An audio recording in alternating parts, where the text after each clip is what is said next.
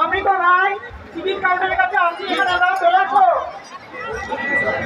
রমেশ প্রধান টুডু, আমি টিঙ্কু বলছি, তোরা নাগরদোলার সামনে আয়।